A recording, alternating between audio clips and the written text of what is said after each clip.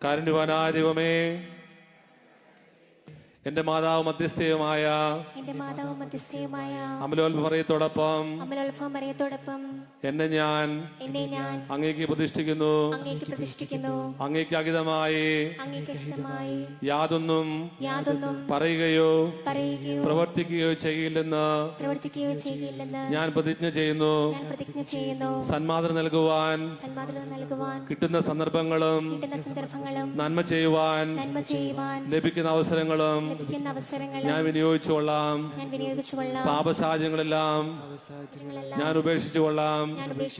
എന്റെ സകല പ്രവർത്തികളിലും എന്നെ സഹായിക്കണമെന്നും എന്റെ ജീവിതത്തിലെ എല്ലാ നിമിഷങ്ങളിലും എന്നെ നയിക്കണമെന്നും എന്റെ മരണസമയത്ത് എന്നെ കൈവിടല്ലേ എന്നും ഈ ദേശത്തെയും ലോകം മുഴുവനെയും ഞങ്ങൾ ഓരോരുത്തരെയും കാത്തുപരിപാലിക്കണമെന്നും ഞാൻ അങ്ങയോട് അപേക്ഷിക്കുന്നു.